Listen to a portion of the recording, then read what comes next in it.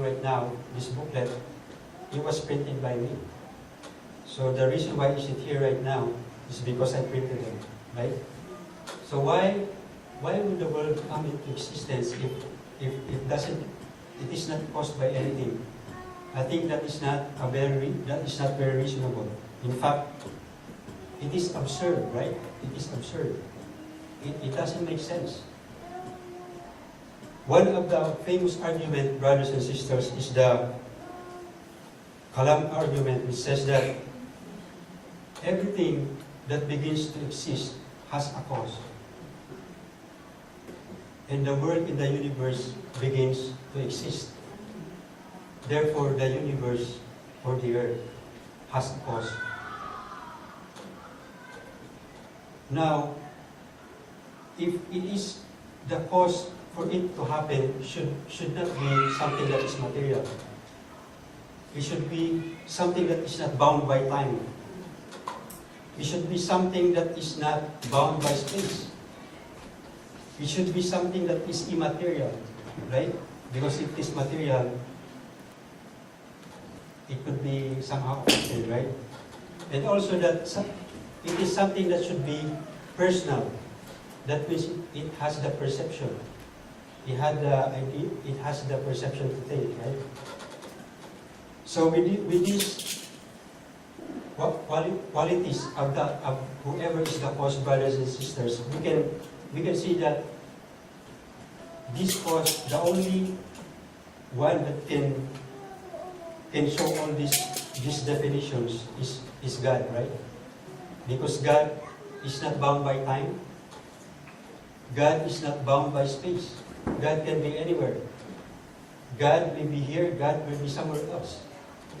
God is immaterial. Because God, as the Bible said, God is a spirit. We can see it, right? And God is also personal. God has a personality, right? Because for something to happen, it must have a perception, a personality. That's why, brothers and sisters, the Christian faith is a more better explanation of why we exist. Amen? And the next one will be the meaning of life. How could life mean when there is no God, right? That we all just come here by accident, that it just happened, we are here. By random chance, by freak of nature. But we know, brothers and sisters, we as a believer in the Lord Jesus Christ, that we come into existence, as the Bible told us, that we are all created by God. Amen? You could even observe, like for example, me, after I do something to my car, I have my tools. If I throw my tools in the garage, I know that next day when I come back, it is the same. It's all randomly splattered all over, right? So I have to pick them up one by one and fix them and arrange them in the proper way. In the same way, brothers and sisters, how is it that the world is so orderly, right? How is the world is it so orderly, right? That how come even the sun is not too close that we can burn? How come the sun is not too far that we will freeze, right? How come the earth is tilted that we have all the different seasons? If it doesn't have the perfect tilt, maybe one side of the earth is always frozen, the other one is always hot, right? So how come this precision? How come this precision? Even the atmosphere, right? If we don't have the atmosphere, we will all burn because of the radiation of the sun.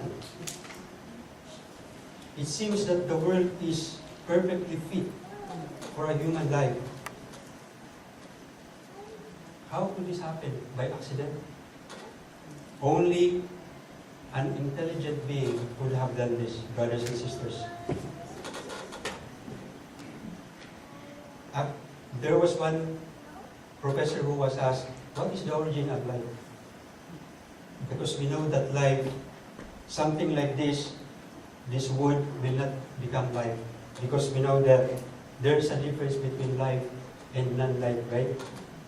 And he said that probably some 1,000 years ago, or maybe more, there was an alien who landed on Earth and dropped the first cell. And the cell divided and became the different living creatures in the Earth. The scientists called it an alien because he is a professor. He cannot say the word God. Because for us, we know that that being that they call alien is God, right? Because as the Bible said, God created the earth and He created man in His own image. One other question that people who don't believe in God is,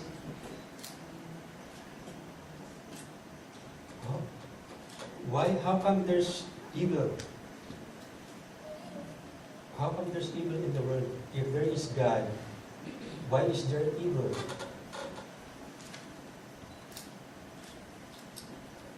Can we say that if there is no evil, how can you tell if something is good? Right? If there is no evil, you cannot determine whether it's like if this is white, I only know that this is white because there's something black in it, right? In a way, evil is something that we can contrast and differentiate between being good, or for something being really good and something really bad. But in a world where there is no God, what does that even mean? If there is no God, there's not even a good or bad. Because good and bad is a biblical view. Because as God said, that this is something good and this is something bad. Because nowadays, brothers and sisters, people can define what is good or bad.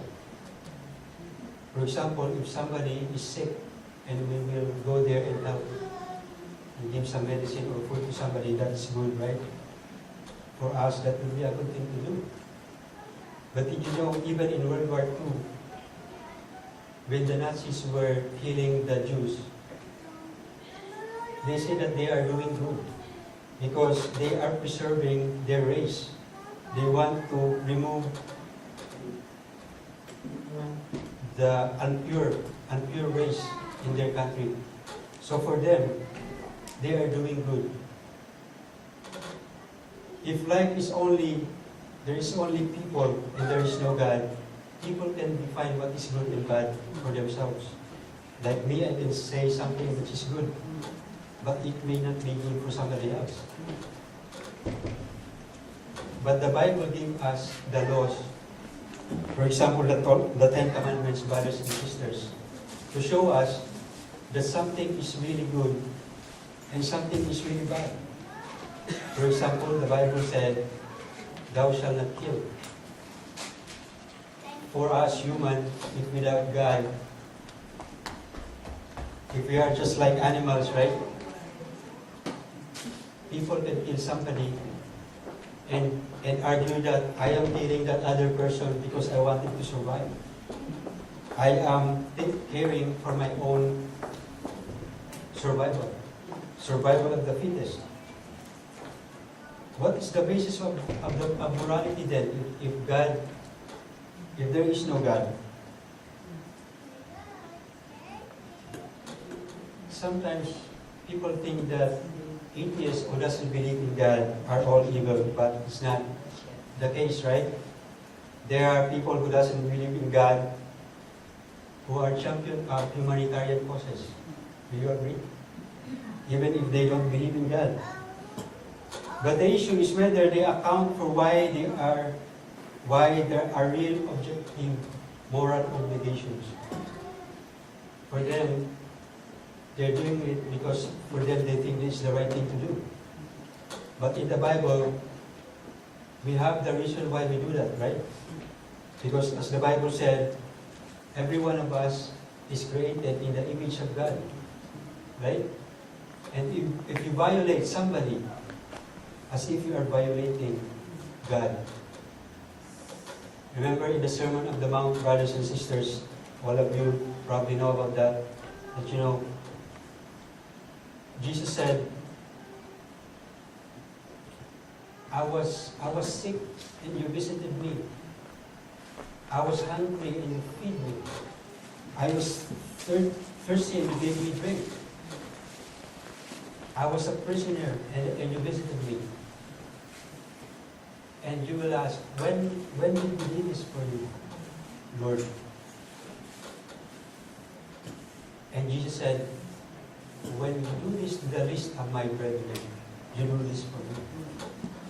So brothers and sisters, in this example, Jesus is telling us that, when we do something good to somebody who is weak, to somebody who is dying, to somebody who is not strong enough, we are not just doing it for them. We are doing it for God. Amen?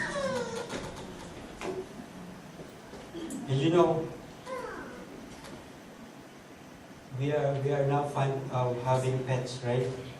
In the household, you probably see that a lot of households have pets, have dogs. And they are so cute. And people love them.